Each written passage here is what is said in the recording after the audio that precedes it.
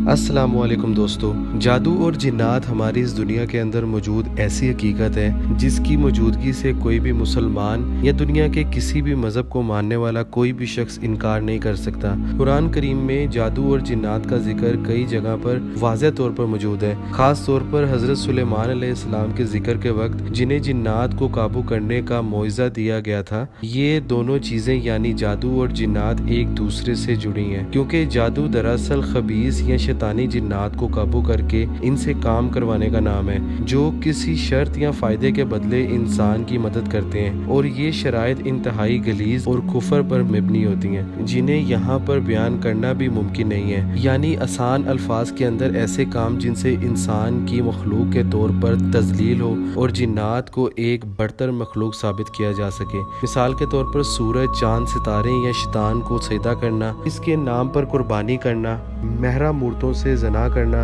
हराम खाना, गुस्ल और नहाना छोड़ देना, खून या पेशाब से नौज बिल्ला कुरान पाक के अल्फाज को लिखना, गंदगी खाना। और जितना ज़्यादा कोई जादूगर ये काम करेगा, ये शैतानी जिन्नात इसकी इतनी ज़्यादा मदद करेंगे। और इसका सबूत हमें कुरान पाक के अंदर सूरह अश-शूरा के अंदर अल्लाह पाक फरमाते हैं कि क्या मैं तुम्हें बताऊं कि शैतान किस पर उतरता है? वो हर एक झूठे गुनाहगार पर उतरता है और इन्हें सुनी सुनाई बातें पहुंचाता है, और इनमें से अक्सर झूठे हैं। याद रहे कि ये मदद हर जिन्नात नहीं करते, क्योंकि इनके अंदर भी नेक और खबीस जिन्नात मौजूद होते हैं, जिनका जिक्र सूरह जिन के अंदर मौजूद है। ये इनके अंदर अच्छे जिन्नात भी होते हैं या नेक जिन्नात और शैतानी जिन्नात भी। जादू का लफ्ज उर्दू ज़बान के अंदर इस्तेमाल होता है, क्योंकि अरबी ज़ुबान के अंदर इसके लिए सहर का लफ्ज इस्तेमाल किया जाता है, जिसके मायने है हकीकत को फेर देना या धोखा देना, जो कि बस नजरों का धोखा होता है, क्योंकि हकीकत के अंदर कुछ भी नहीं बदलता, जबकि इसके उलट के अंदर हकीकत को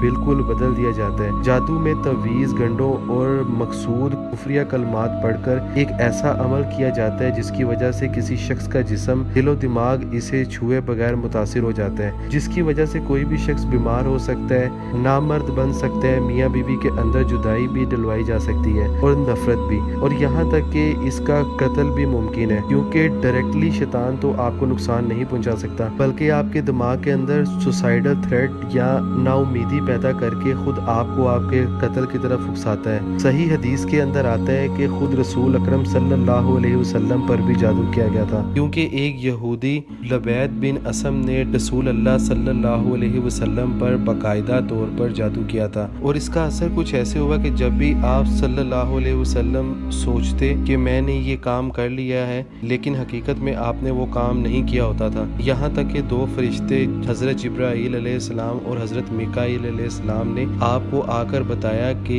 लबैद बिन असम मलून ने कंके और सर के बालों पर जादू करके इन्हें कुएं के अंदर रखा हुआ है, और इस जादू के असर की वजह से इस कुएं का पानी बिल्कुल मेहंदी के पानी की तरह सुर्ख हो गया है। आप सल्लल्लाहु अलैहि वसल्लम अपने सहाबा के साथ इस कुएं पर गए और इन चीज़ों को निकाल कर ज़मीन के अंदर दफन कर दिया।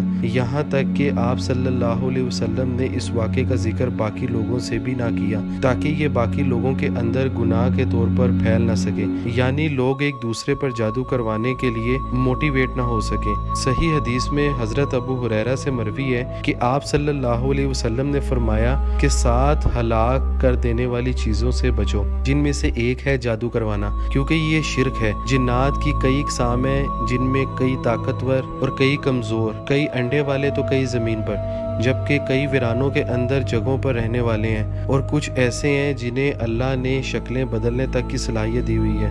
वो सांप, बिच्छू, गधे, घोड़े, कुत्ते और परिंदों तक की शक्ल के अंदर आकर आम इंसानों को नजर आ सकते हैं। ये तब्दीली कैसे होती है, इसका कुरान करीम के अंदर कोई जिक्र मौजूद नहीं है, सिवाय इस बात के कि हजूर अकरम सल्लल्लाहु अलैहि वसल्लम ने फरमाया कि शैतानी जिन्नात हर एक शख्स की शक्ल के अंदर ख्वाब में आ सकते हैं, सिवाय मेरे चेहरे मुबारक के। गलीज शैतानी जिन्नात हर एक जगह पर पाए जाते हैं जहाँ पर कोई गुनाह और शिरक हो रहा हो, यहाँ तक कि आपके घर के टॉयलेट के अंदर भी जहाँ पर गंदगी मौजूद हो, तो वहाँ पर ये सब ज्यादा पाए जाते हैं। इसीलिए वहाँ बैठकर नाउमीदी के अंदर रोने से भी मना किया गया है, क्योंकि इस दौरान ये शैतानी जिन्नात आपके जिस्म के अंदर दाखिल हो जाते हैं। या फिर आप ये कह सकते हैं कि इस हालत के अंदर आपके जिस्म की कैफियत या फ्रीक्वेंसी इनके लिए सबसे आइडियल या बेहतरीन होती है, या फिर गुस्से की हालत या फिर बेहयाई के वक्त ये सबसे ज्यादा आपके जिस्म جسم پر جلدی حملہ کرتے ہیں اور آپ پر اٹیک کر کے آپ کے دماغ پر قابو پا دیتے ہیں۔ اس کے بعد یہ آپ سے مزید گناہ کروا کر آپ کو اس گناہ کا عادی بنا دیتے ہیں، یہاں تک کہ جب تک آپ ان گناہوں سے توبہ نہ کر لیں۔ یہ وہ جادو ہے جو کہ آپ انجانے کے اندر خود اپنے اوپر کرواتے ہیں، لیکن آپ کو اس کی خبر تک نہیں ہوتی۔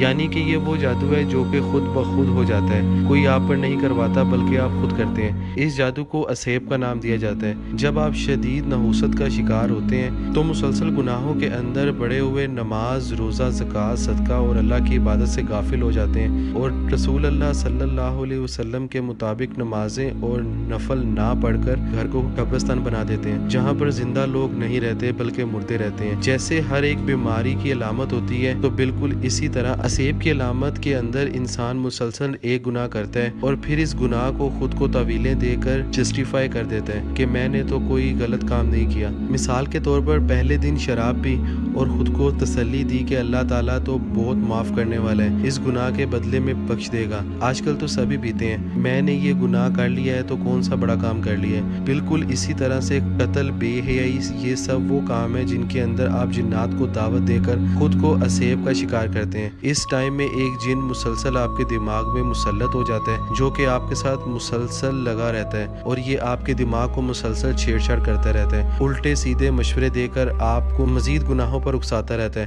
اور قرآن کریم کے اندر ان کے لیے کھرین کا لفظ استعمال کیا گیا ہے۔ جب بھی آپ کے دماغ کے اندر کوئی نیگیٹیوٹی بڑھنے لگے تو سمجھ جائیں کہ یہ کھرین آپ کے دماغ کے ساتھ چھیڑ چھاڑ کر رہا ہے یا پھر آپ کے آس پاس موجود ہے۔ اور اگر کوئی اچھی سوچیں آپ کے دماغ میں مسلسل آ رہی ہیں تو اس کا مطلب ہے کہ کوئی فرشتہ آپ کے آس پاس موجود ہے، اور آپ جانتے ہیں کہ فرشتے کبھی بھی کسی ناپاک جگہ پر نہیں اترتے۔ اگر کوئی کھرین آپ پر مسلط ہے تو اس وقت آپ اپنے سر کے اندر درد محسوس کریں گے، الرجی یا خوف محسوس کریں گے، آپ کی یادداشت کافی کمزور ہونے لگے گی، ہر وقت آپ کو برے خیالات اور خواب آنے لگیں گے۔ یہ سب سے پہلے آپ کو نا امیدی اور مایوسی کے اندر ڈالے گا، اور یہ نا امیدی اور مایوسی آپ کے دل کا کچھ یہ حل کرے گی کہ سب سے پہلے مایوسی، نجومی یا پامسٹ آپ کے دلوں کے اندر ڈالتے ہیں۔ اسی لیے اللہ کے رسول صلی اللہ علیہ وسلم نے نجومیوں، کاہنوں، جادوگروں کے پاس جانے سے منع فرمایا ہے، اور جو بھی شخص ان کے پاس اس نے اس چیز کا انکار کیا جو کہ محمد صلی اللہ علیہ وسلم پر نازل ہوئی۔ اب اس اسیب سے نکلنے کا طریقہ آسان ہے، توبہ کرنا، اللہ کا ذکر کرنا،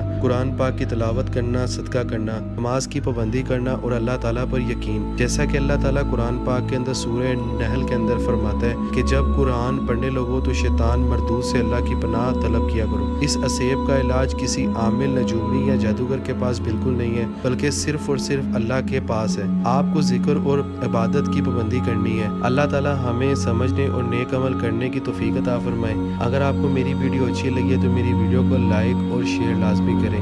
تب تک اپنا اور اپنے گھر والوں کا خیال رکھیں۔ اللہ حافظ۔